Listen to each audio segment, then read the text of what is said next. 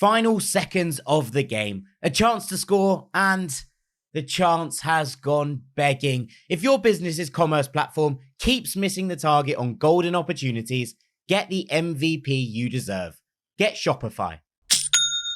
Shopify is the commerce platform revolutionizing millions of businesses worldwide. Whether you're a garage entrepreneur or IPO ready, Shopify is the only tool that you need to start, run, and grow your business without the struggle. Shopify puts you in control of every sales channel. So whether you're selling signed football boots from Shopify's in-person POS system, or you're vending vintage shirts on Shopify's all-in-one e-commerce platform, you are covered. And once you've reached your audience, Shopify has the internet's best converting checkout to help you turn them from browsers to buyers. What I love about Shopify is how, no matter how big you want to grow, Shopify gives you everything you need to take control and take your business to the next level. Shopify powers 10% of all e-commerce in the US. And Shopify is truly a global force, powering Allbirds, Rothy's, and Brooklinen, and millions of other entrepreneurs of every size across over 170 countries. Plus, Shopify's award-winning help is there to support your success every step of the way. This is Possibility, powered by Shopify. Sign up for a $1 per month trial period at shopify.com/ranks, all lowercase. Go to shopify.com/ranks to take your business to the next level today. That's shopify.com/ranks. Hello, this is international football commentator Derek Ray, and you're listening to the Ranks FC podcast.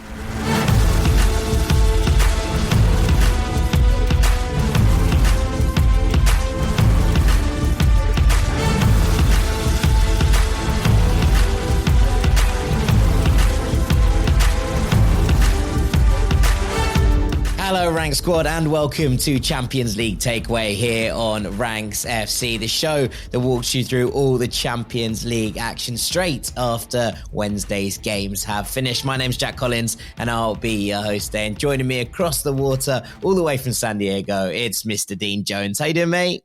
I'm okay, mate. I mean, it's pretty exhausting, isn't it, taking all of this Champions League action in, like 36 teams playing over 2 days is crazy. I mean, you look like you've just played, mate. You look like you've just come out of the PSV game and you forced a late comeback. I sense some heavy breathing, a bit of sweat, exhaustion, and that's just from tapping up your notes after the game. So it's absolutely wild. I still can't get used to it. It's the roundups that kill me. The roundup bit is hard. Like the 2 games that we do in depth, because, you know, we have lots of things, and obviously you can do the Tuesday games a little bit earlier. And obviously there is that sense of you get the 2 early Wednesday games done. I can do those notes in that gap. And then it's like, right, Dean's going to do 2 games. I've got to do 2 games. And then there's going to be 3 that I'm just trying to keep an eye on, just so that I know what's going on and can kind of give that vague outline of what happened. So, yeah, it's a little bit tasty after the games, just trying to get those notes off, steam flying off the keyboard. But, I mean, I think we have to start with Wednesday. Up till about 10 minutes before the end of Wednesday's games, I was like, I think we'll start with Tuesday. More happened on Tuesday. Oh, really? Okay. I think we're going to flip it because... It will be Thanksgiving by the time many people are listening to this. And over in Eindhoven, PSV are giving thanks for their 2 USMNT superstars in Malik, Tillman and Ricardo, Pepi. They won 3-2 against Shakhtar Donetsk. And look, normally in a night that features Liverpool and Real Madrid, that would be the opener. But I just felt like I needed to start with this. So I'm going to, because this was maybe the game of the night. And actually, there was a lot of really good games tonight. An incredible game between PSV and Shakhtar at the Philips Stadium. PSV have kind of been brilliant, right? Mostly domestically. And we had them in our roundup a couple of weeks ago about the best teams in Europe, etc. And there was a big decision to be made today because Malik, Tillman has been absolutely brilliant, but there was question marks over how they were going to fit this, front 3 together. He started. The big one was Luke de Jong, who came back in for Ricardo, Pepi. Now, Pepi has 6 goals in his last 4 games before tonight for club and country. And Luke de Jong came in to replace him at the top of this team. Might have raised some eyebrows over the pond, but it's pretty par for the course in the Netherlands. The big Dutchman, he's kind of been PSV's totem pole, talisman over the last few dominant seasons. And he obviously wears the armband. But it wasn't a decision that seemed to pay off initially, because PSV went 2-0 down in the first half. First goal's really nice. Lovely combination down that left-hand side. Konoplia slides the ball across and Sikan squeezes it home past Benitez. And Konoplia's involved again for the second one just before half-time. Lovely pass, sets up Zubkov. He curls home a beauty. And in so many ways, PSV kind of seemed to be collapsing under the weight of the pressure of expectation that was going around. This was a game that they would have been expected to win at home, and a game that could really kickstart, I think, this Champions League campaign. And then there was this kind of strange moment about 10, 15 minutes into the second half where Malik Tillman could have been red carded for a high tackle. He does flick out with his foot, and it is high and his studs are up, but it's not. There's no force in it. There's very little contact. He gets away with it. And both him and a red card would prove to be the difference in this game, because there was no question about the Shakhtar red card that came, 20 minutes left, a real horror challenge from Pedro Henrique that could have broken Johan Bakayoko's ankle, I think. Like, it's a really nasty challenge. And you look at it and you're like, oh, one of those ones where you genuinely wince as you're watching this. Yeah. And still, even with 10 men, and rightly so, down to 10 men, Shakhtar looked pretty resolute. And then with 87 minutes on the clock, Malik Tillman wins a free kick over on the right-hand side of the pitch, nearer to the corner flag than the penalty spot.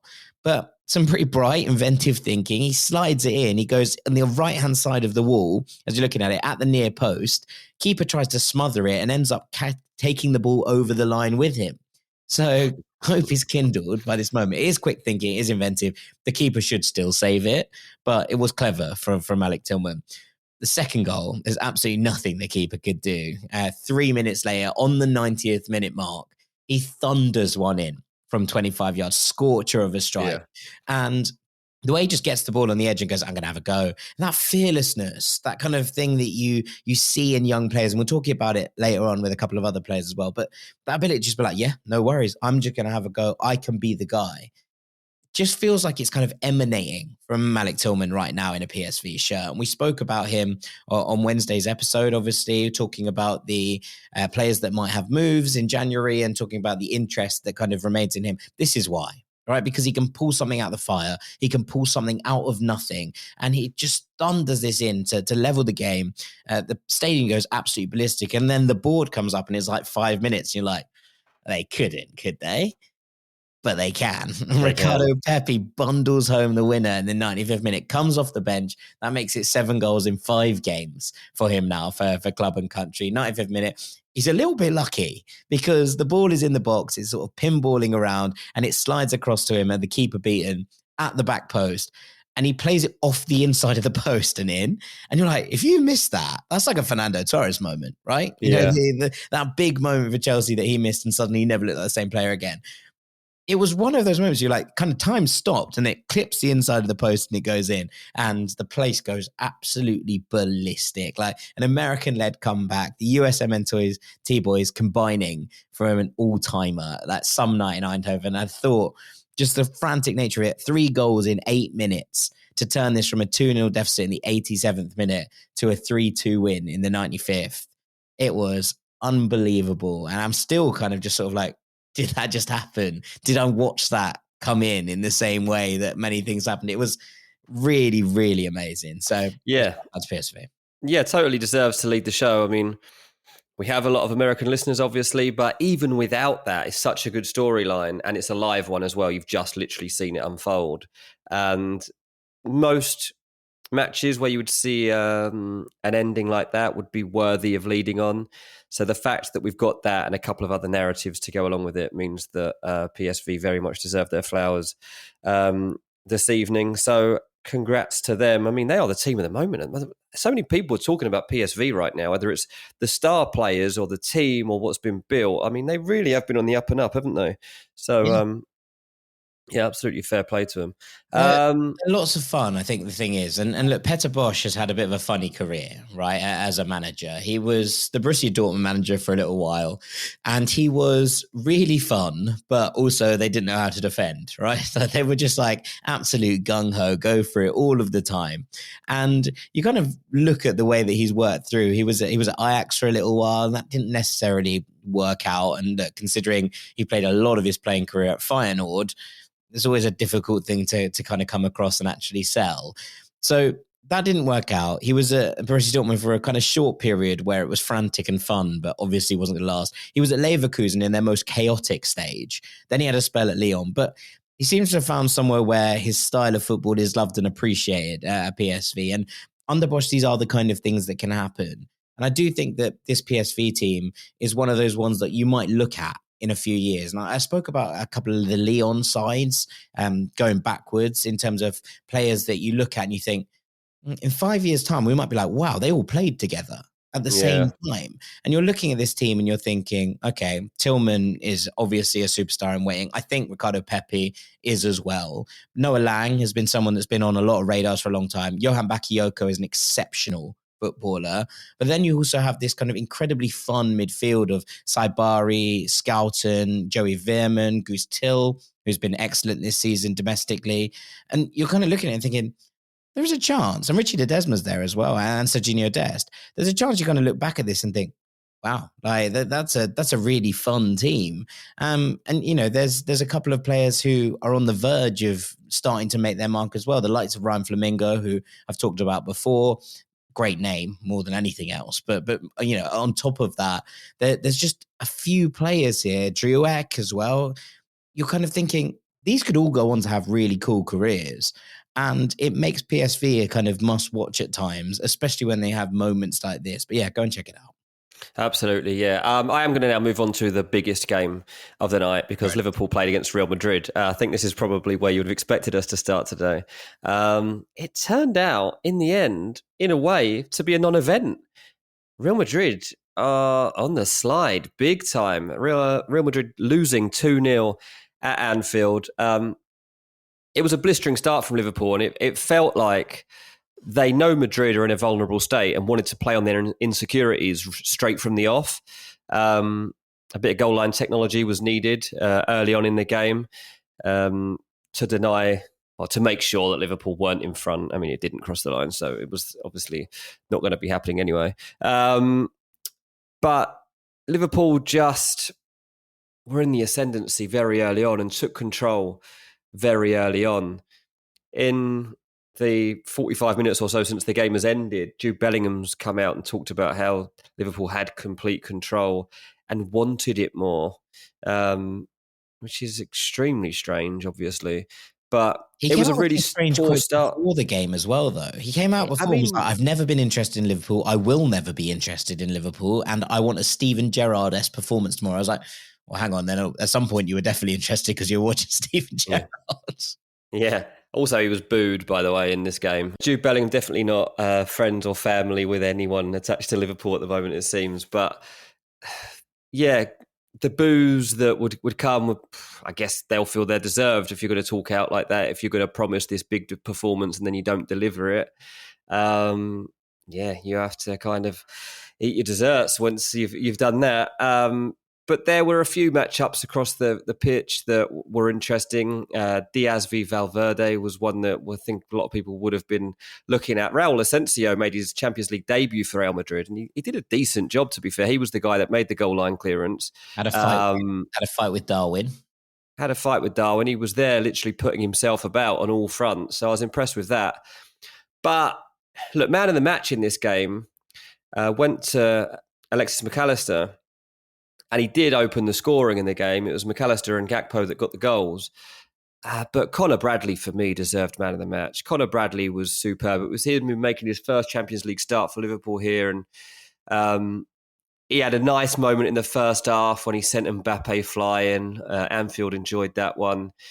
And if you think about the fact that Trent had dominated a lot of the talk around this game. Obviously, there's links with him and Real Madrid, and it's difficult for Conor Bradley to get in the Liverpool team because of Trent. Well, I've said before that I think out of Van Dijk, Salah and Trent, Trent's the one you could afford to move on from.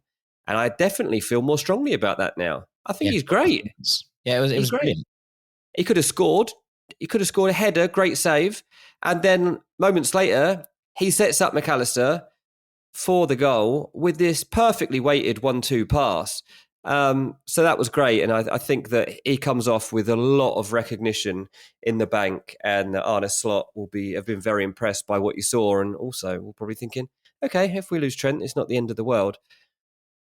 Mate, Kylian Mbappe is terrible. Yeah, I mean, I think the thing is, obviously, you saw him play on the left at the weekend in that game against Leganes, and he scores in that game. And you're thinking, okay, maybe they're trying to just ingratiate him into that spot. Maybe Vinicius can do a better job at number 9. Maybe that's where Real Madrid are moving to. And it just didn't feel like he had any impact whatsoever on this. And I think something you said at the start here really did stand out to me. The fact that this was routine for Liverpool. The fact that this felt comfortable, the fact that this got to a point, and look, obviously Mbappe misses the penalty. It's a brilliant save. Is that the third penalty that Kevin Keller has saved in the space of a month? Like the boy's unbelievable. He's absolutely sensational. And he deserves all of his flowers. He saved them all the same way, I think, as well. They've all been telegraphed in that direction. And he's gone that way every time.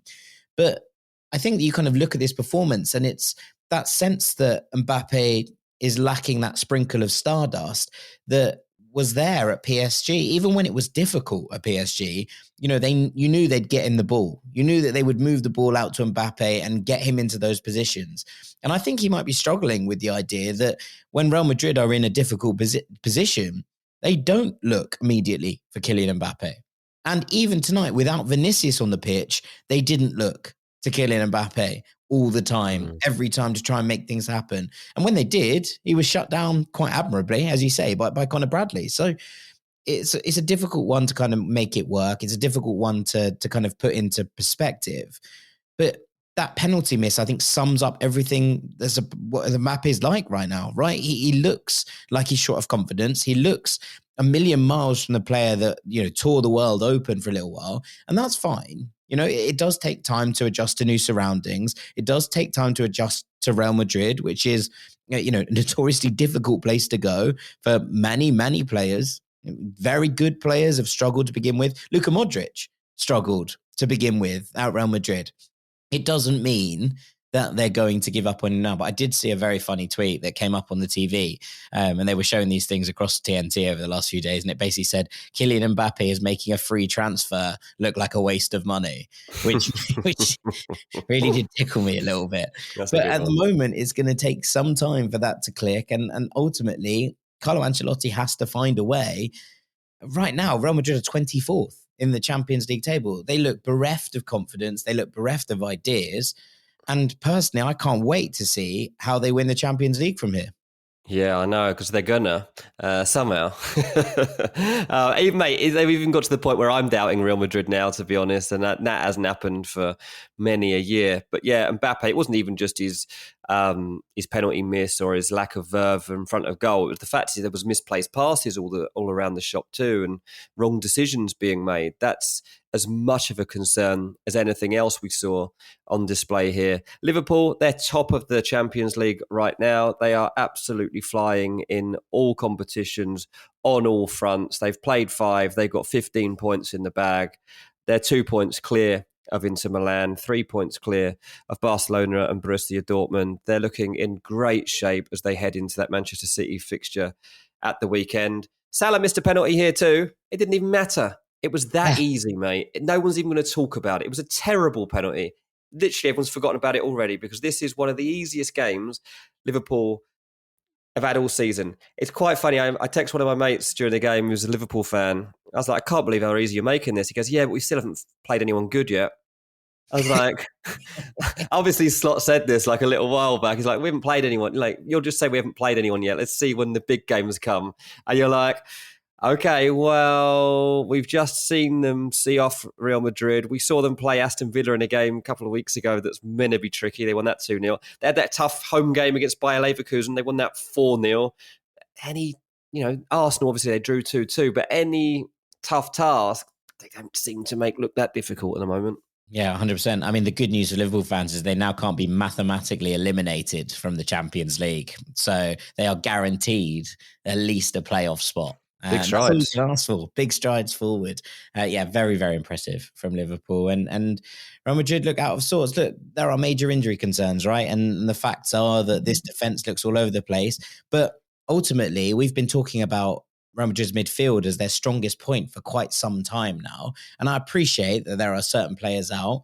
And I appreciate that Toni Kroos retired at the end of last season and that Fede Valverde has been played at right back at times to try and, make this team function. And so they're therefore clearly not at their very best. And I take that point. But Liverpool just strolled through this midfield at will, it felt at times.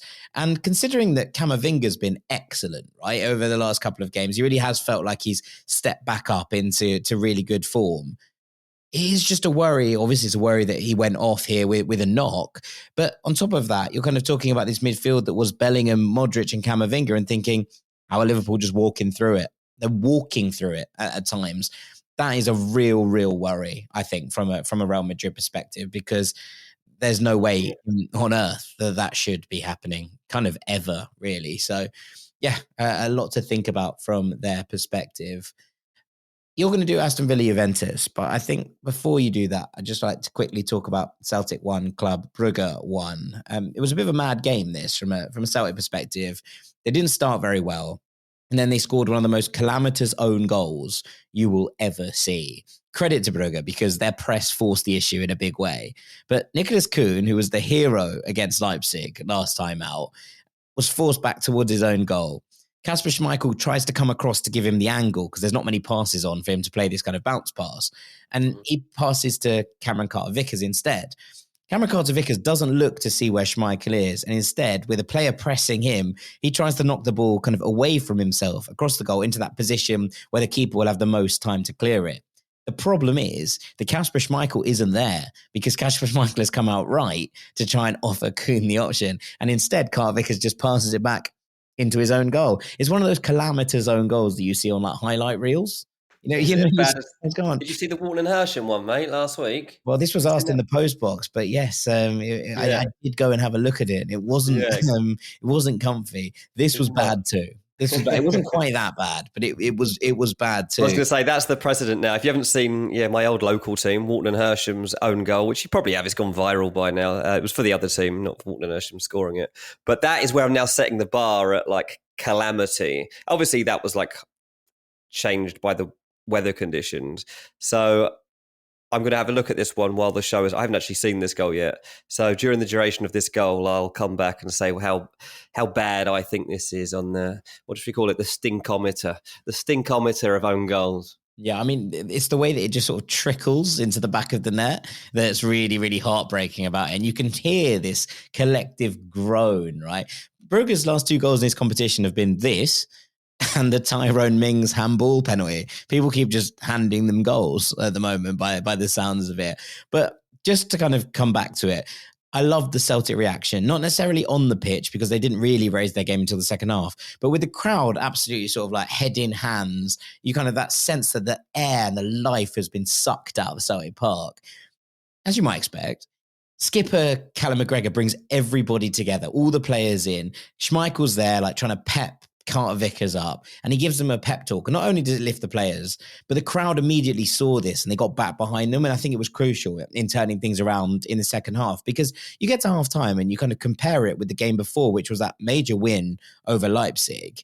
And the atmosphere could have been so different, but everyone had got right back up with this kind of moment of togetherness. And I thought it was very, very clever captaincy for what it's worth. And just something that you can kind of look at and be like, yeah, you know what? That game could have swung on that. There was a lot of pressure on Celtic tonight because a win really would have probably secured a place in the playoffs at the very least. And so that pressure and that kind of feeling of anxiety, I wonder is if that was something to do with the way that Celtic actually came out and didn't play this game very well in the first half. But in the second, they were much better and they score a glorious equaliser. Daezen Maeda, blonde Daezen Maeda, is a different kettle of fish. What a finish this is, the equaliser. He curls in an absolute beauty from the angle of the box as he's falling over, off the post and in. Special player on a special night. He really has been magic across the course of this season for Celtic. And they do stay with this draw firmly camped in those playoff places. is as much as anyone I think could have asked for, especially given that hammering at the hands of Dortmund on match day 2, I think it was.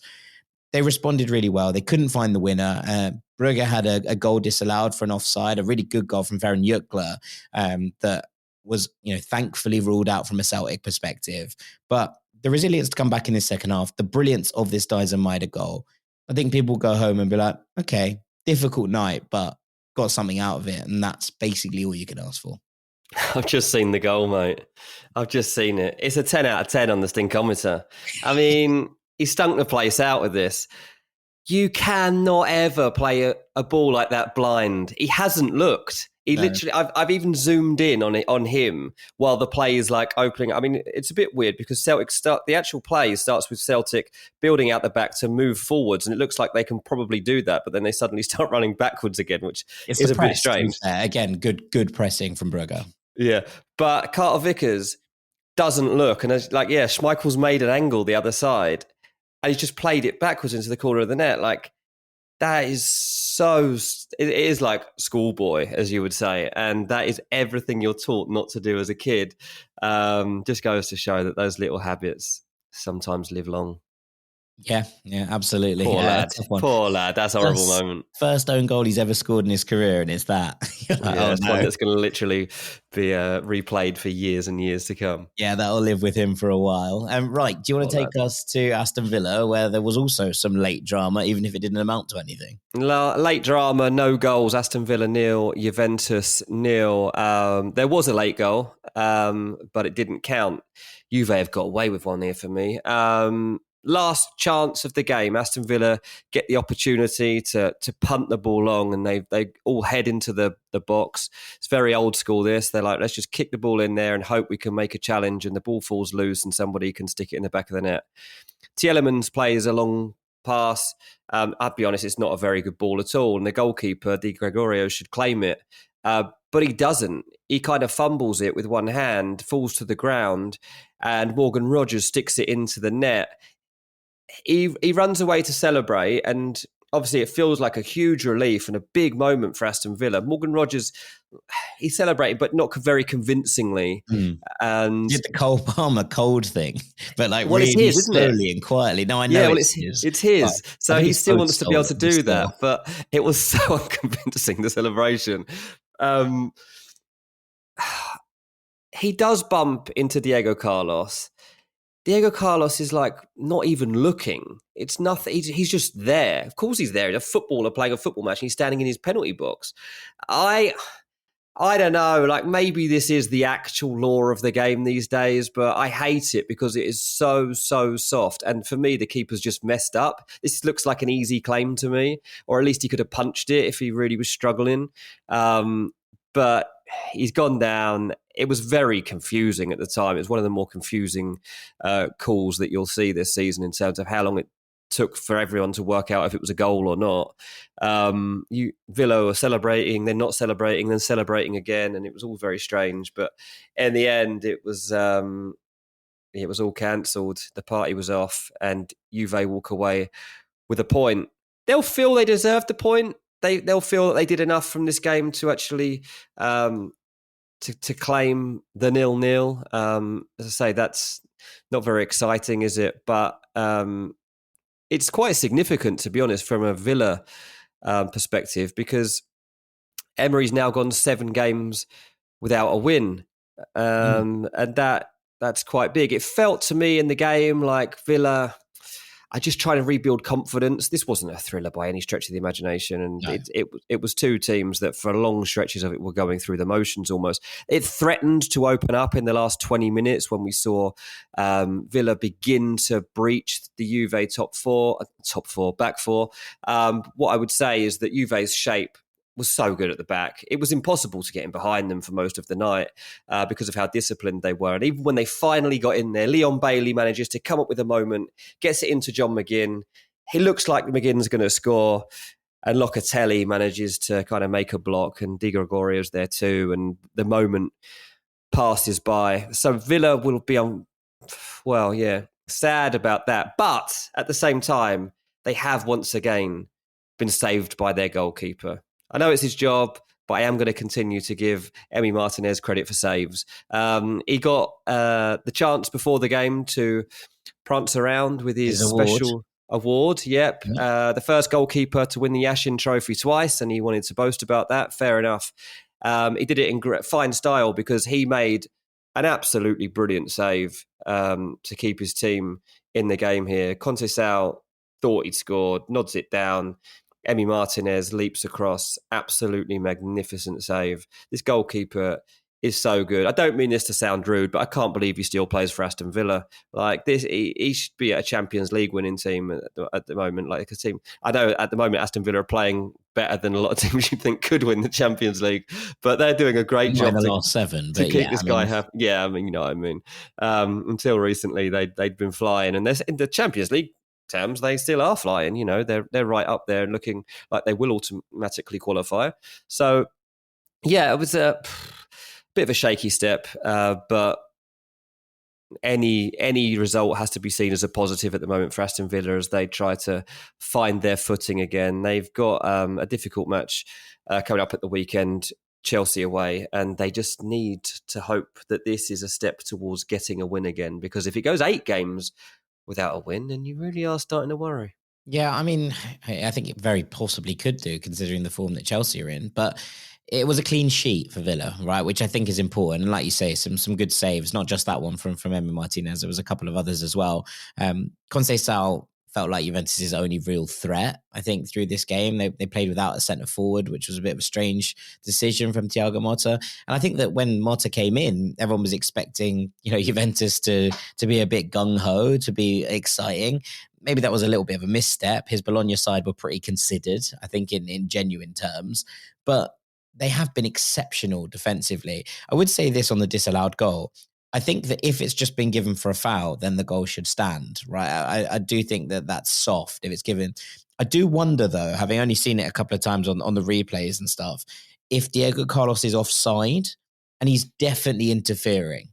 Like, he's definitely interfering in that. I don't think that contact with the goalkeeper is enough to warrant a foul, but there is definitely interference. They make contact with each other. So if he's offside from the delivery, which I think he might be, then I think that's a reasonable decision in terms of the goal being disallowed. But I'd have to see what kind of comes up when we get a few more angles of that, etc.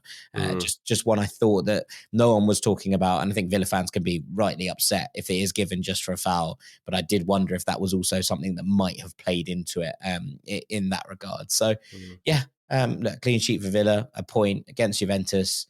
There's easier games to come in the competition. I think Aston Villa will be all right, although at the weekend I do fear for them a little bit. They got broken open less in transition here than they have done in recent games, which is probably something they can look back at as a real positive. So, things will start to move in the right direction soon, I'm sure, for Unai Emery, because Unai Emery, this is what he does.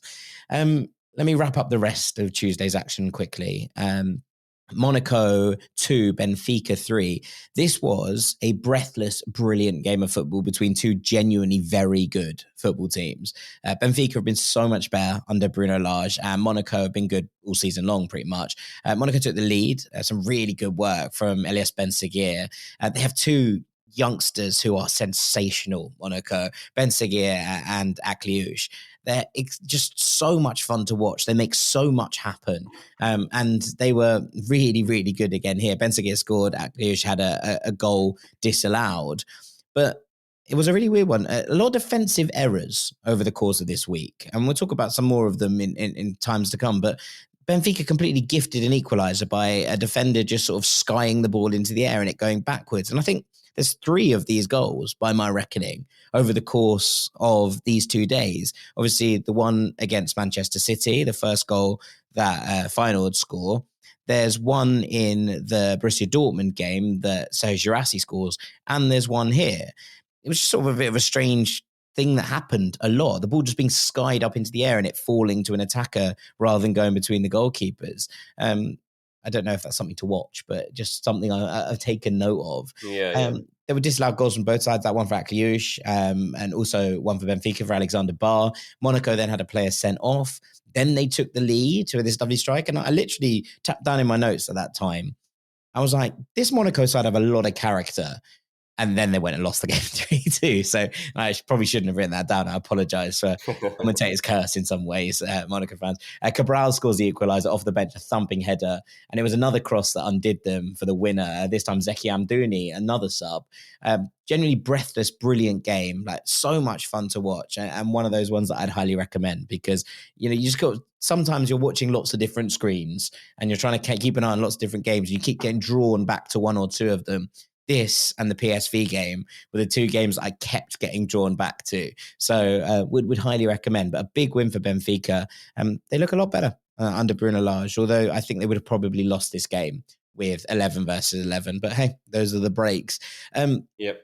Borussia Dortmund won 3-0 against Dinamo Zagreb away from home. I'll be honest, I put in a dummy order for the podcast earlier on, and I put this higher up the list because I thought it had real upset potential. BVB famously pretty dreadful away from home at the Maximir, difficult place to go against a very strong and very well put together Dinamo Zagreb side that I've been praising in recent weeks.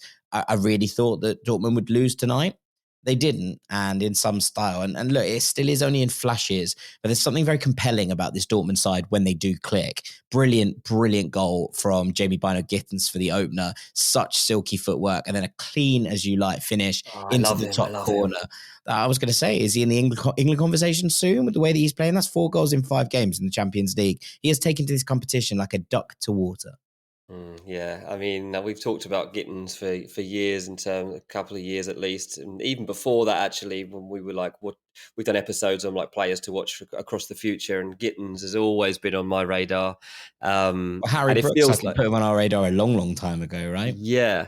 It feels like this season is his big breakthrough, doesn't it? Like, I know it's not like technically his breakthrough because we knew of him before this season, like even on big stages, but like the consistency of his big performances are getting there now. And like, I hope he stays at Dortmund for a while, to be honest. Like, I don't want this to actually be one of those that leads to him making a transfer elsewhere. I hope that he stays in this spot and like really thrives for at least 2 seasons or so, and can continuously play at this level and become a real household name at Dortmund. Yeah, I mean, one of the things I think that people will find frustrating, he is a little bit of a frustrating player.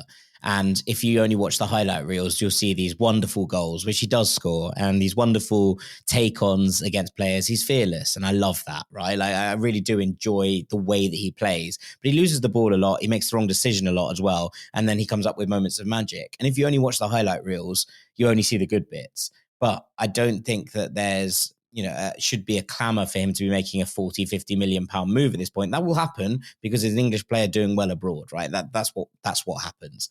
But I think actually right now he's in a very good place to be able to make those mistakes and grow with this Dortmund project. So it's going to be very interesting. Look, Bensebaini scores his first Champions League goal in about 4 years with a lovely header from a corner. It was wrapped up late on by Serge Girassi on the break, again, after one of those mistakes. So a defender just clearing the ball up in the air. Really good strike, lethal from outside the box. Dortmund are up to 4th, quietly efficient in this competition, especially after what we saw last year. Bologna 1, Lille 2. This was a star performance from a name that you will not have heard yet, Ngal'ayel Macau. He is from the Democratic Republic of the Congo. He joined Lille in the summer from Mechelen in the Belgian league. He is 20 years old, and he has mostly been a defensive midfielder throughout his career. But they stuck him a little bit further forward today, Neil, and he replied by scoring twice. His first 2 senior goals coming in the Champions League away from home in the same game. 2 really, really good finishes. The first one is a bit of a kind of, he has to force it home, but it's really impressive the way that he lifts it over the keeper at the second time of asking. And the second one's just a really good strike. Mental. You just turn up 20 years old in an unfamiliar position and you score twice. Shout out to the kid. Really, really good stuff. Yeah, Bologna are a little bit all over the place, but Lille have now got 3 wins in their last 4, and they look really good. They look really sharp, really well put together. Jonathan David gets the assist for the first one. I don't think it will count as an assist because it's saved and then he taps in the rebound, but just one of those kind of performances that Lille have already shown that they can open up the big teams at home. And then they've shown that they can go away from home and beat a stubborn Bologna, who are getting better under Italiano, but are not there yet. So, yeah, another good performance from Lille. And then there was two shocks in the early games, Dean. Sturm Graz beat Girona 1-0. Girona's recent resurgence coming grinding to a halt in Graz. But they'll probably be wondering how. They were the better side for much of this. They missed some truly incredible chances to take the lead, but ultimately they were wasteful and they were punished. It was really sharp reflexes from the goal scorer, who you will know, former Fulham and Arsenal youngster Miki Biereth, scoring the goal after the keeper spilled it. But given Sturm Graz had lost every game up to this point, Girona will be really kicking themselves, given how the game played out and given that they were really, really good in La Liga at the weekend. And I thought it might be the start of a little spark that did not come to pass. The other one was Crvena Zvezda, Red Star Belgrade, beating Stuttgart 5-1. There were some pretty stunning results this week, right? But this might have been the biggest shock of them all. Stuttgart took the lead at the Maracanã and then totally and utterly capitulated in the Crimson Cauldron. They just couldn't deal with the pace of this Crvena Zvezda attack. Silas scored the first against his former club. Really good strike from him. He didn't celebrate. And from that moment, it looked like Stuttgart just completely forgot how to defend. Firstly, from crosses, where they concede the next two goals, and then counters, where they concede the fourth and the fifth. It was really weird, given how good Stuttgart have been in this competition so far. But maybe just put this one down to a madcap stadium in a madcap game. But Red Star looked excellent, like really, really good. They caused Barcelona a couple of problems a couple of weeks ago. There is players in this team who can make differences and can score pretty spectacular goals. They're a bit of a sort of random side in some ways, but they do have the capacity to do this a little bit when they get on song. And if they're in the playoffs, I've said this about Dinamo Zagreb already at the Maximir, but if they get into the playoffs, nobody is going to want to go to the Maracanã to play. Like, nobody. It's just not a fun place to go and play football unless you are the home side. It's just an incredible atmosphere. It's stunning, but it's also an incredibly scary place to play. And Red Star have players who can cause you problems. That's a nasty draw for someone if they get through. Yeah, absolutely it is. Yeah, they're a team that nobody's going to want to face at the moment. And I thought that actually when I was checking out the results, I didn't get to watch the early games live. But yeah, that one jumped straight out. That's hugely significant. Yeah, absolutely. All right. Well, that's Wednesday wrapped up. We'll get on to Tuesday's action after the break. Welcome back to Champions League Takeaway here on Ranks AFC, where it's time to discuss Tuesday's games. And Dean, you're going to lead us off with the result of the night, which was Manchester City 3, Feyenoord 3. That result doesn't quite tell the full story of what happened here. 3-3. 3-3. What is going on? Pep's falling apart, absolutely broken man. The impact that this is having on him and City supporters and everyone attached to the club is absolutely shocking. Like, nobody imagined that this was coming. Feyenoord barely had a sniff, mate. Barely offered anything until the 75th minute. There was no threat. Pep's talked already about the fact that, because he was questioned on his substitutions, and it's like, okay, well, you made a triple sub on 68 minutes and two of the players that you brought on are relatively inexperienced. Obviously, Kevin De Bruyne isn't. And Pep's like, I thought the game was done. Like, we were 3-0 up with 20 minutes left against Feyenoord, who have barely done anything. And no team has ever thrown away a 3-goal lead with 20 minutes to play in a Champions League game. Their brains are broken. Yesterday. Their brains are broken, mate. As soon as it went to 3-1, there was an edge, and everyone's like, ooh. But you don't really think much. At 3-2, even though there's like 8 minutes left, there was pure dread. I've actually watched, since this game was played, I've seen TikTokers, I've seen people on watch-alongs, yeah. I've seen all these different things, live reactions to the situation. And in that moment, they all kind of like, no. It's like it's already done. It felt inevitable that the third goal was going to come. The club's on its knees. How Man City got into that mindset over the space of a couple of months? Absolutely insane. they're not going to make it through the groups automatically. At the weekend, they face Liverpool, so probably are going to now go 7 games without a win. I think it's really alarming, mate. Have read on like Twitter and stuff that the City accounts and a few like fans that are held in high esteem to be like, we've got to stick together right now. Like it's all about like togetherness and all that. And do you know what? I, watching this game, thought, hang on, you could say that stuff on social media. You've got to do it you've got to put that into action. The stadium was absolutely dead. Absolutely dead. Well, that's fear, isn't it? Like, no, it wasn't fear because they were winning 3-0. At the first goal, they've still got this entitlement about them that it's hard to that's really hard to shake off. And this is one of the problems that they've got. Man United had this for a long time.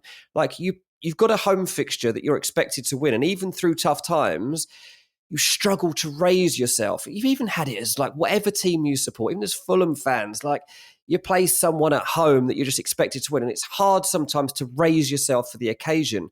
But in moments like this, when your team is dead, they've got to have you helping them through. And I've seen fans streaming out the stadium, filming and just moaning about how players aren't giving it their all, how they're making basic errors. Okay, but they've just won you 4 league titles in a row. They cannot possibly continue this game after game and a game forever. We've heard everyone complaining about the schedules. They're exhausted mentally, physically. They're drained. No, we didn't think this would be possible for them to be this bad, this quick. But you've all got to come together here and take responsibility and play your part in the rebuild. And look, Liverpool will be licking their lips at the prospect of facing this team at the moment. And if you're looking at like deeper analysis of people did have a nightmare, look, Gvardiol, yes, he did have a nightmare, right? Like he's basically at fault for all 3 goals in some way. He's concerned me anyway, generally. Yeah, I was going to say, this isn't new. Like, he was out of position a lot in the Sporting game. He didn't have a particularly good time of it at the weekend against Spurs. And I'm not 100% sure if this is positional or it's just a complete kind of breakdown. But normally, I think you would give him a rest. But at the moment, there isn't really anyone that can come in. Yeah. I know that Arke is on his way back, but it doesn't feel like City are able to rotate players out who might just be a bit like, as you say, mentally and physically exhausted. I think that's completely fair.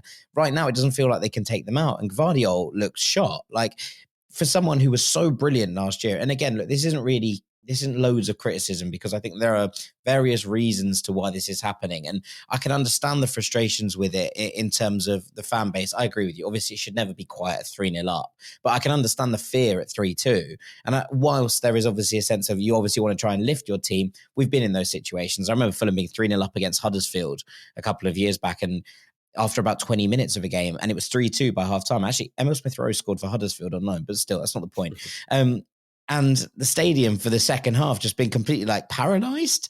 Just the idea that we might throw away a 3-2 lead, like that was something that was a real possibility. And I think that you do have to look at that and understand how that works. But I agree, at 3-0, obviously, it shouldn't be quite like that. I think, though, there probably would have been sense at 3-0 up. And I follow a brilliant City account, Stephen McInerney, who I think is a very level-headed and reasonable City fan. And a lot of fan accounts that come like this often go over the top with things. I think Stephen's very well put together in terms of how he streams, but also how he tweets and all of those things. And he basically tweeted, "We're winning." And then when they went 1-0 up and went 2-0 up, he tweeted, "We're winning comfortably," with a smiley face. And then a third one would be like, "We're winning really comfortably." And then it was, I like those substitutions. And then obviously you see everything just go off the deep end, right? And it's kind of one of those senses that you're like, the idea that City fans would be like delighted to be winning and just feeling a palpable sense of relief about that is kind of alien, right? You have to kind of get used to this new reality when it comes like this. And I still think there probably is a sense of being like, hang on, is this now what it's like? And look, that's not to say that those things change. And obviously City have had it really, really good for a couple of years. I don't think anyone's gonna doubt that. it doesn't make it any easier to kind of accept when things change on a sixpence. And it does make it difficult to kind of align yourself with the new sense of what's going on and a feeling of relief about being 1-2-0 up against Feyenoord, a team you should be expecting to beat, with all due respect. They're fourth in the Eredivisie, at home in the Champions League when you have been so dominant over recent years. I think that is a change that people are still adjusting to. And I kind of understand why people are feeling, certain types of way about it. Yeah, but yeah, Gvardiol should be rested. Gundogan should be rested. Rico Lewis probably needs a rest. They can't really do it. The problem that I would have personally with watching the team, if I was like going to analyse Pep Guardiola, which is becoming easier than ever because previously we haven't been able to doubt him, but you just feel like at a time when he hasn't got good midfielders to defend the defence, and players aren't in a good mindset right now, I don't understand why they're playing so high. I would just have them play even a little bit deeper so that they can't get caught out quite so easily. The third goal, I think you're spot on. You've conceded two. The first one's a mistake. The second one's a bit of a freak deflection that comes off a post and ends up getting chested in, right? And suddenly a very comfortable lead is no longer a comfortable lead. Drop off a tad. Just drop off a tad. There should never be that much space. No, I know. All of the goals they've been conceding. Instance, like there's one thing to say, look how City played in the first half, and they were good. And in the start of the second half, they were very good. In the first 25 minutes against Spurs, they were very good. The first half an hour, 40 minutes against Sporting, they were very good, right? These are games that in previous years, City would have been 2-3 and 3-0 up. And now we've seen this weekend that doesn't necessarily mean anything, right? But actually, there is a sense that even right now in this moment of crisis, there's still moments you're watching them knock the ball around and you're like, wow, they still look exceptional. It's just that they look like they have a real soft underbelly for the first time in about 4 years. They just can't play this high. They're if they're going to get these players in particular to play this high up the pitch, they're just so vulnerable. And if that has happened to them against Feyenoord, what is going to happen to them when they come up against Liverpool at the weekend? You can't surely go into that game playing that same system. Because I don't know. Obviously, the players are good enough to do it, but at the moment they are so fragile that if they go one down early, it could end up being a 4-5-0. I've seen the state of Pep at the end of that game. I mean, I'm pleased for him that he hasn't had too many defeats across his career, because I don't know what he'd look like, but how much he'd have aged over the years. But he, bless him, looks an absolute mess.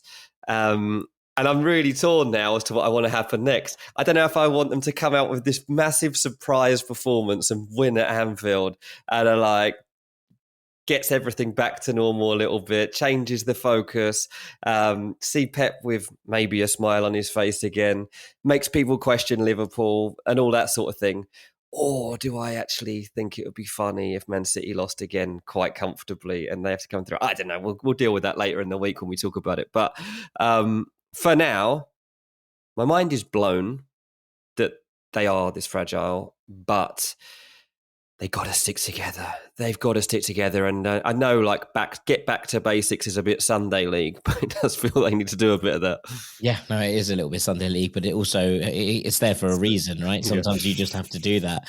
I do think it's interesting. Obviously, City have always struggled at Anfield, even when they've been in the most exceptional form. Maybe this is the world's biggest catfish, and they're trying to get themselves into bad form to see if that sparks a performance at Anfield. I think we might be a bit past that kind of idea right now. Right, let's go to Bayern Munich PSG, which was probably the headline tie of Tuesday. Look, Bayern won 1-0. It was a big and an important win for Bayern after their 2 losses earlier in the campaign. They still made this a little bit harder than it needed to be once PSG went down to 10 men. They just didn't really seem to step on the pedal for a second. I mean, look, they got over the line without being overly convincing, and they beat a big team in a big competition, which was one of my big questions about this Bayern side. They've been steamrolling lower teams in the Bundesliga. Have they been able to do it against top quality opposition?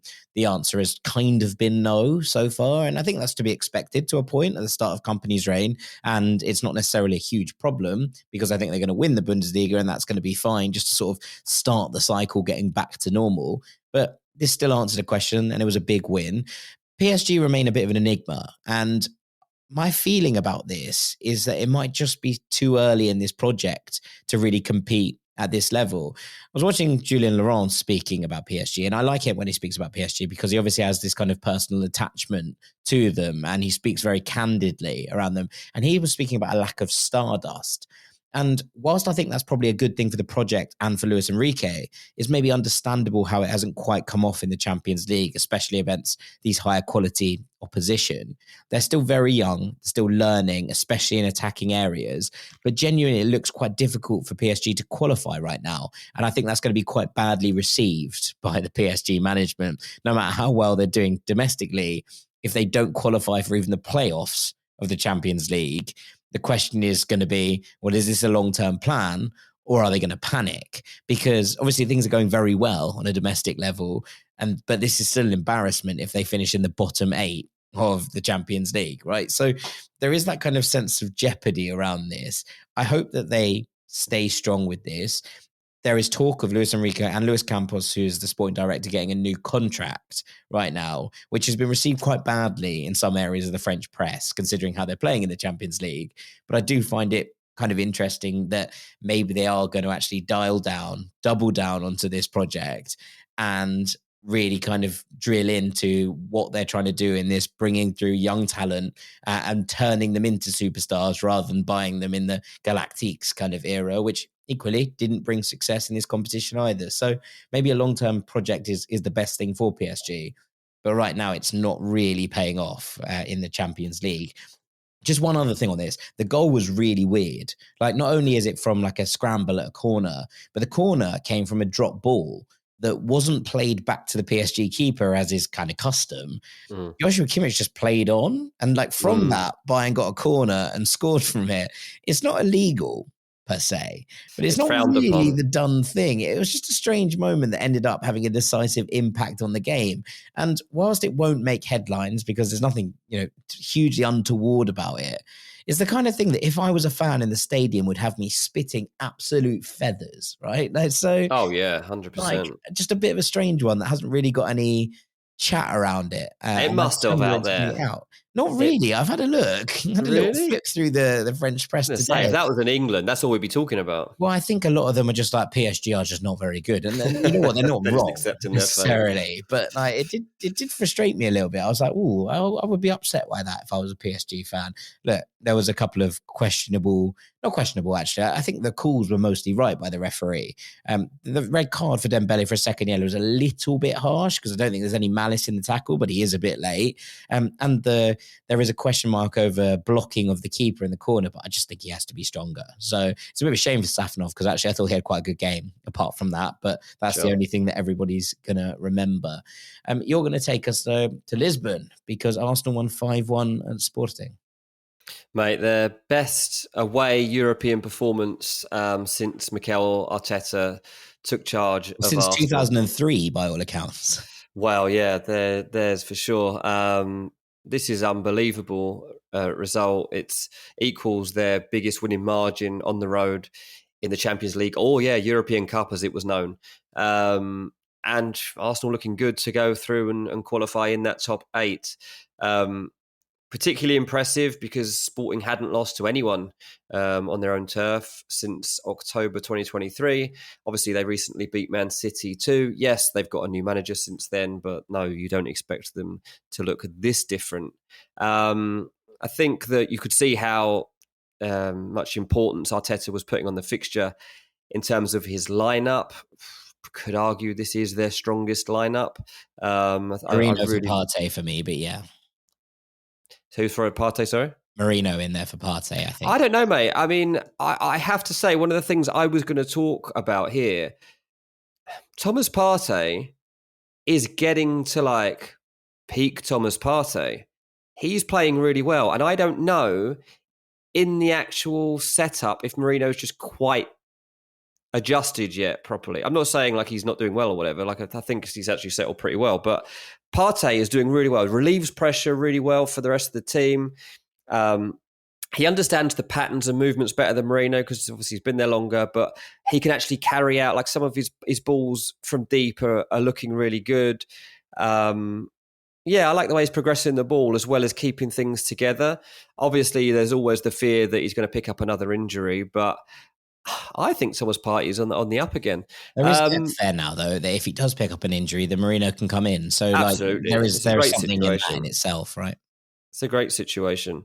But yeah, it was just complete dominance from Arsenal. They actually accumulated, I'm not a fan of this, XG, but the XG for this game was 3.89, their most on record for a match in this competition, which is incredible. And in a fixture like this, that they could go and produce that sort of dominance and that quality of chance. So no, this scoreline of 5-1 is not undeserved by any stretch. It didn't flatter them. It didn't at all. And there's so many positives to take at the moment.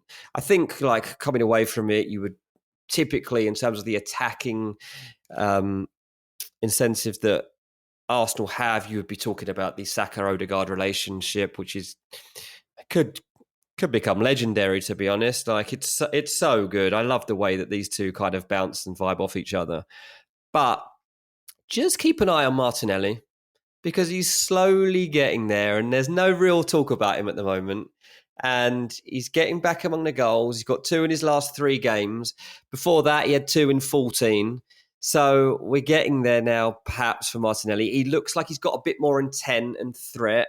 And most importantly, when the opportunities come, he's taking them. He hasn't been doing that enough across the course of this season. So I'm not saying we're seeing Martinelli at his best yet, but just in a moment when everybody's relieved to have Odegaard back and pleased that Saka is, 1, managing to stay fit somehow, but 2, also like dazzling everyone and is in super impressive form, Martinelli's starting to look good as well. There really aren't many negatives right now for Arsenal to talk about. There was obviously a bit of concern recently, and people were rightly considering, were they going through a proper blip? They lost to Newcastle, they lost to Inter Milan, they drew against Chelsea, but they just beat Nottingham Forest 3-0. They just beaten Sporting 5-1, 8 goals in 2 games. Now they go into a fixture against West Ham and then Man United, in which they'll just be looking to say, okay, we are still here. We are still going to challenge, not just in the Champions League on nights like this, but we'll do it consistently in the Premier League as well. And it'd be pretty difficult to doubt them. Yeah, I mean, shouts out to Yuri and Timber as well. With Ben White injured, that could have been a shake-up to that right-hand side, and he has slotted in there so seamlessly. Really, really good footballer. Calafiori back's important as well. I think the Martinelli thing is interesting because it was something that we pointed out at the start of the season, that actually if Arsenal continue to build through the phases on that right-hand side, opportunities often open up for the player playing on the opposite flank. And I thought that this might be a big season for Martinelli if they could get that balance right on the right. And especially with Calafiori, coming inside of him and allowing those opportunities to build up. He has the ability to go inside and outside Calafiori. And I thought it would open up Martinelli a little bit more to be able to get into goal scoring form. Obviously, it hasn't been seamless given the injuries that have happened, but I'm not surprised that it's starting to click in that regard. And I think it's a nice spot from you. And what is great for Arsenal right now, they get back from Lisbon. They do not leave London for over a month. Every single game in December is in London. And that is unheard of. Like, usually the busy schedule, especially leading into Christmas, you're worried about like where you're going to be, where you're at. But they've obviously got home games that are in London. But away from that, they've got West Ham away, they've got Fulham away, they've got Crystal Palace away, they've got Brentford away, and the other cup game they've got, the EFL Cup, they're at home to Crystal Palace. It's remarkable. These players get to spend a whole month based at home. And I think that could be quite telling. To be honest, the Brighton game that they have, which is the first time they will have to leave London on the 4th of January, is only an hour down the road as well. They don't really have to leave the southeast. They'll probably be wanting one. They'll probably be wanting to be in a hotel by that point. Is Wolves on the 25th of January. That's the first time that you're like, they'll actually genuinely have to travel for about... It's crazy, right? That is kind of wild. I've never seen anything like that. Kind of wild, especially if they get through into the top 8 of this competition. Yeah. They're going to be at home for a long period. So, yeah, good one. Good spot. Keep an eye on that one. One more game to talk about in a little bit of depth before we do the run-through. Inter 1, RB Leipzig 0. Just I can't stress how impressed I was with Inter's midfield three here. Just absolutely sensational, especially in the first half. Zielinski, Çalhanoğlu, Barella. And Çalhanoğlu seamlessly dropped back in after being out for a couple of weeks with injury.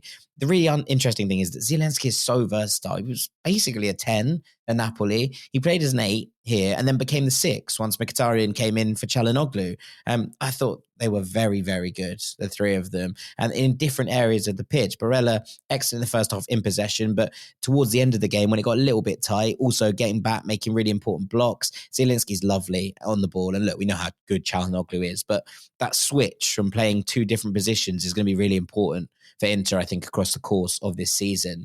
Just on Leipzig quickly, their losing streak goes on in this competition. They were outmatched massively in the first half. They should have been further behind. But I would say they haven't lost their character. They fought back into this one quite admirably in the second half, but they just look really out of sorts, Tim. 5 without a win in all competitions. They collapsed against Hoffenheim at the weekend. Their Bundesliga bid has fallen off, and their Champions League campaign has been, well, nothing short of a disaster, I think it's safe to say. Lack of purpose, of drive. Stylistically, I think they feel off in terms of their energy. And things need to turn around for Marco Rose quite soon, or it might get a little bit sticky in Leipzig. He was about to sign a new contract. I wonder if the club might just take a rain check on that for the minute, although their captain, Willy Orban, has already come out in support of his manager and basically been like, we need to improve. We need to be more mature emotionally, which I thought was an interesting comment. They just look a little bit all over the place. Their only real shot of note, was Antonio Nusa, who had a sort of a dig from distance. And despite the fact that they stepped on in the second half and they were better, it didn't really feel like they were ever going to score. And, well, they didn't, right? I think this is it. But just to finish this off quietly, I think Inter might be favourites to win the Champions League. Their defence is an absolute wall. They have multiple players who can score goals from various combinations, both up front and in midfield. We've talked about that midfield balance already, but they have depth in there. They have depth actually throughout this side to rotate throughout this season. They're 5 games without conceding a goal in the Champions League, including a trip to the Etihad back when City were good and a visit from Arsenal, although, okay, not this version of Arsenal, as well as this Leipzig game. They look very, very well positioned right now, as far as I'm, looking at it. And, unless something goes drastically wrong, I think they're going to be there or thereabouts. Yeah, absolutely. Yeah, I mean, this Leipzig thing is utterly weird. I mean, we did talk about this after maybe the 3rd defeat. I was like, they're not going to go. Like they're not. Looking ahead at their fixtures, like they were always looking like they were going to struggle, and they just cannot get out of this rut that they're in, can they? But yeah, at the opposite end of things, Inter as your favourites is interesting. Obviously, it's very tight affair, this one, and we say, okay, one team's dead in the Champions League potentially, and one team's going to win the Champions League potentially, and it's only 1-0 and it's an own goal. I saw some of this in the kind of conversations. They were like, Inzaghi praised his team despite unconvincing performance, and I was like, I don't think it was an unconvincing performance. They should have been 3-0 up at half time. And again, Leipzig were better in the second half and interceded some ground to them, but they didn't really look like they were going to score. I thought it was quite an impressive performance in many ways. Mate, they've had a lot of tight scorelines this season, Inter. So, and like in between, like they've had obviously some big scorelines as well. They battered a couple of teams, and obviously they had that weird 4-4 draw with Juventus. But they beat Roma 1-0. They beat Young Boys 1-0. They beat Venezia 1-0. They beat Arsenal 1-0. Now they've beaten Leipzig 1-0. They drew 1-1 with Napoli. But then they'll go and like smash Hellas Verona 5-0, and they've done Empoli 3-0. 5 of those goals in the first half as well. Like, it was bizarre. So I think it's a really good trait that they've got. They're managing to balance it. Okay, when we've got to dig in, we're going to dig in, but also they've got the potential to blow you away. Yeah, 100%. There's a couple more teams like that. So actually, I'm going to talk about a few of them. Barcelona won 3-0 against Brest. Barcelona are really impressive here, especially given what happened at the weekend. And I think in that game against Celta Vigo, which they drew 2-2 after being 2-0 up, they were in total control. And to be honest, Brest struggled in their first real test. They obviously had a good game against Leverkusen where they went toe-to-toe, but Leverkusen feel a little bit more flawed, I think, than Barcelona this season. The story was Lewandowski. He scored his 100th and 101st Champions League goals. He's become only the third member of the 100 club after Lionel Messi and Cristiano Ronaldo. Dani Olmo scored a lovely goal as well, dancing in the box. Really nice stuff. Brest just completely unable to keep up with Barca. They knocked it around beautifully pretty much the whole night. Scoreline probably a bit kind to Brest, in all honesty. But it was a weird one with the atmosphere.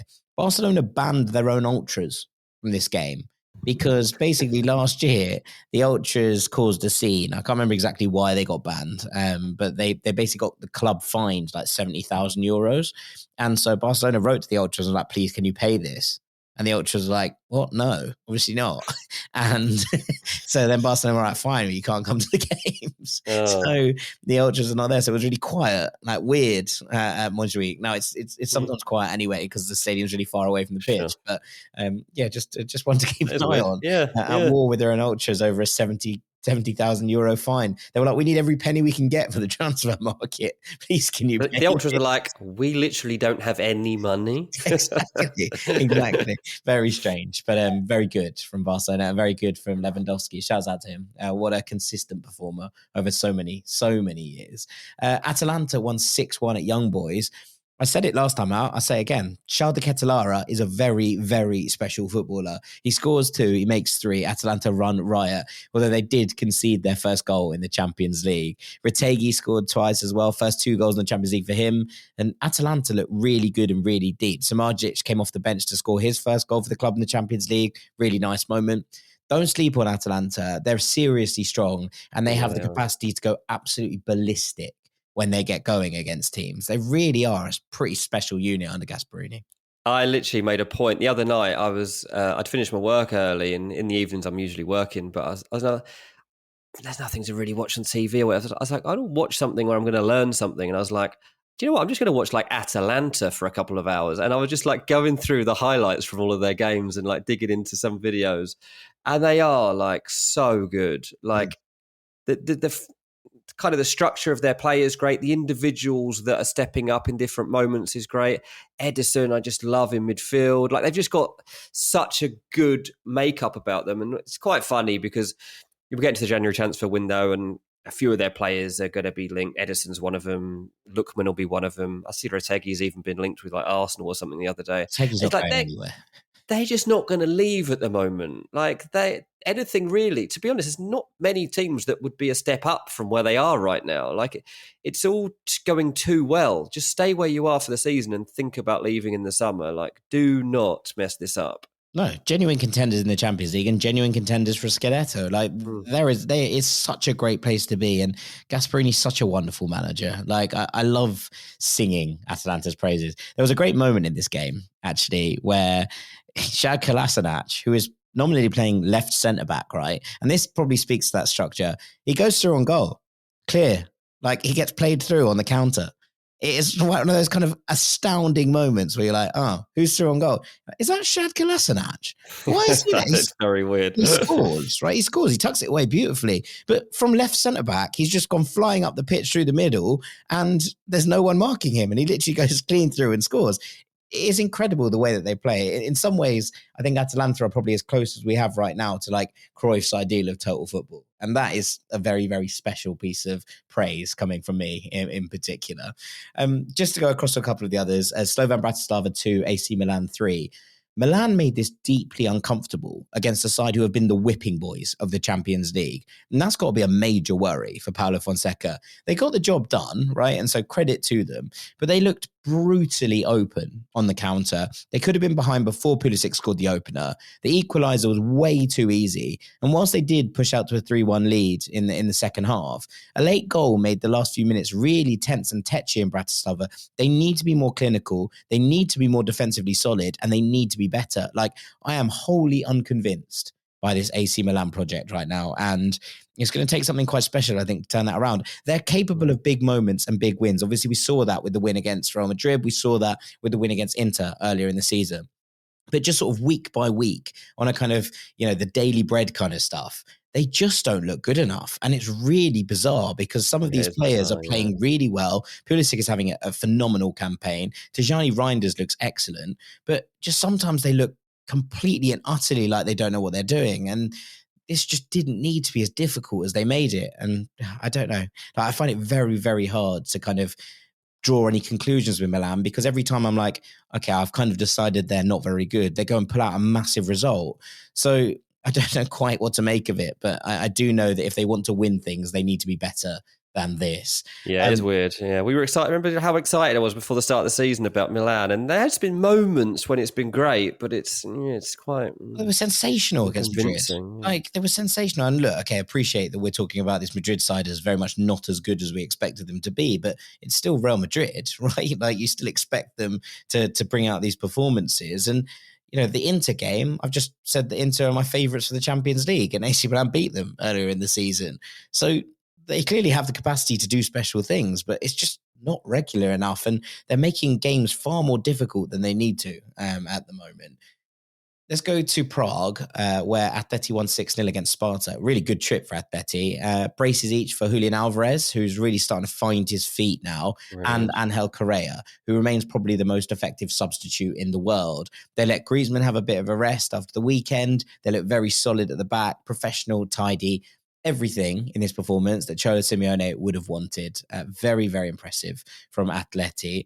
And finally, Bayer Leverkusen won 5-0 against Red Bull Salzburg. This was the Florian Wirtz show in so many ways. I talked on Tuesday on the extra post box about the fact that Salzburg were really, really poor this season under Pep Lijnders. And this was painfully easy for Leverkusen, who took the lead early on and just never looked back. They've now scored 10 times in their last 2 games. When they click, they really click. And there aren't many sides who have the capacity to just slice teams apart for fun in the way that Leverkusen can. It was nice to see Alex Garcia on the score sheet as well. I really enjoyed that goal that was set up for him by Wirtz. I'm still somewhat unconvinced by Leverkusen. It's going to take more than a win against a very poor Salzburg side to change my mind. But when they get going, they really get going. And I think that makes them a really interesting prospect in the Champions League more than it necessarily does in a competition perhaps like the Bundesliga, where I think they're probably already too far away. Yeah, I think you're probably right there. But yeah, lots of exciting storylines, mate. And, what's your general consensus of this format at the moment? I mean, are you feeling it's benefiting the teams we thought it would benefit or not? Because it obviously isn't working out the way that most people would have imagined it when we were coming to terms with the draw and what it might look like. Yeah, I mean, I think it's been quite fun. Like, I definitely don't think it's been a negative. It's probably how I put it. I think it's a little bit harder to understand. And obviously, as we get into these last 3 games now, you have more of a sense of who can win what and, who's going to be where. This is the bit that gets interesting, though, because you were talking about Arsenal, right? And I was looking at who their fixtures were, remaining in the competition. And they have quite a tough game against Monaco. But aside from that, you're kind of looking at it and thinking, Arsenal would probably win their next 3, right? Like, you're kind of assuming that when you're looking at it from this kind of perspective, they'll probably win the next 3. Where does that leave them in the table? They're currently 7th. They have Monaco at home, then they have Dinamo Zagreb at home, and then they have Girona away from home. It wouldn't surprise me if Arsenal picked up 9 from those 3 games. Equally, I think they're probably looking at a minimum of 7. So, they're currently on 10, 17, 19 points. Where does that leave you? Because there's only 4 points over what Liverpool have right now. Yeah. But equally, I think that might be enough to get you into the top 4 when you're looking at some of the fixtures that other teams have, and that there are some pretty big matchups left for the teams above them. So I find it quite interesting to try and get into at this point and start to kind of determine where I'm seeing teams, but I'm enjoying myself on the most part. There was a lot of goals on Tuesday night in particular. What about you? Yeah. I'm kind of split on it. I do like that the predictability of it is gone a bit, and I like that some of the teams that are struggling, we would not have expected to be struggling at this stage. So I like that, and I think that that's probably the most unexpected aspect of all of this for me. Real Madrid being 24th in a league table, and next to them is Paris Saint-Germain in 25th, and they're battling to see whether they make it potentially into the playoffs, or if they can't even have that and they're just eliminated from the competition, is fun. And then it's also given that those teams that had the good start in the competition, Aston Villa, Monaco, teams like that have been right up there. I've got that opportunity to just qualify automatically and kind of relax and prepare for the next phase. So yeah, I've enjoyed it more than I thought. The only thing I find weird is like every game week, the fixtures are a complete surprise to me most of the time. And I still find that absolutely weird. It's just like, I just don't know who's playing who next unless I like do some proper research on it. It's impossible to know what's coming. It's a really weird one, right? Like Real Madrid 24th, they go away to Atalanta next. It is perfectly feasible that Real Madrid lose that game considering their current injury crisis and it's in 2 weeks' time. By the time they get to January, they have Salzburg at home and Brest away. Now, you'd expect that they win both those games, but equally, people could be in a very different place by the end of January, right? And so you're kind of examining them in a different light. If they lose next week to Atalanta, you would imagine they would be outside of the playoff places. At what point does the heat crank up on Carlo Ancelotti? He's been sacked by Real Madrid before. Let's not forget that. The thing is, so they would want, this is probably a different episode, but they would probably want Xabi Alonso. So would Xabi Alonso take that job during a season? I don't know. Maybe he would, but I just feel like that change from Ancelotti to Alonso is much better, like with the clean cut, and Alonso gets a pre-season and all these sorts of things, so that he doesn't have to deal with all the issues that are already there from this year. And I don't feel like an interim manager is going to be any better than Ancelotti, who's knows all these players inside out and has had such success. I don't think he's going to be sacked. I just thought it was an interesting... No, I just think they have to. Real Madrid are kind of measured on the Champions League, right? This is the competition in which they are held to kind of their measure. This is the competition which matters the most to Real Madrid.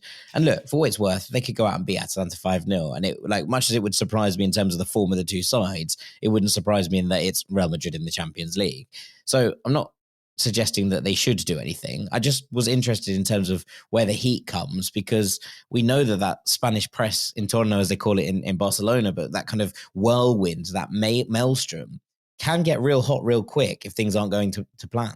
No, totally can. Yeah. It's interesting what's coming up. Yeah, absolutely. All right. Well, we've run over, so it's probably time for us to leave it there. Yeah. So all that's left for me to do is say thank you very much to Mr. Dean Jones. Cheers, mate. I've been Jack Collins. This has been Champions League Takeaway here on Ranks FC. Thank you so much for listening. Tomorrow on the feed, Friday morning, there is a new episode of The Truth, where Dean and Sam are looking at Liverpool under Arne Slot and how good they have been so far, and looking at the reasonings behind that. So make sure you're tuned in for that one. But for now, from us, thank you so much for listening, and we'll see you very shortly, Rank Squad. Take it easy. Peace.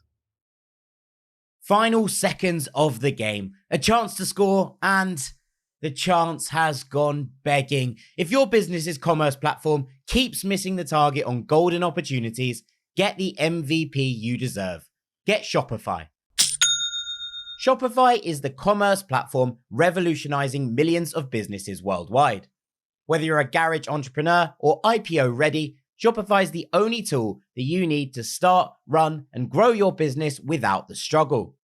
Shopify puts you in control of every sales channel. So whether you're selling signed football boots from Shopify's in-person POS system, or you're vending vintage shirts on Shopify's all-in-one e-commerce platform, you are covered. And once you've reached your audience, Shopify has the internet's best converting checkout to help you turn them from browsers to buyers. What I love about Shopify is how, no matter how big you want to grow, Shopify gives you everything you need to take control and take your business to the next level. Shopify powers 10% of all e-commerce in the US. And Shopify is truly a global force, powering Allbirds, Rothy's, and Brooklinen, and millions of other entrepreneurs of every size across over 170 countries. Plus, Shopify's award-winning help is there to support your success every step of the way. This is Possibility, powered by Shopify. Sign up for a $1 per month trial period at shopify.com/ranks, all lowercase. Go to shopify.com/ranks to take your business to the next level today. That's shopify.com/ranks.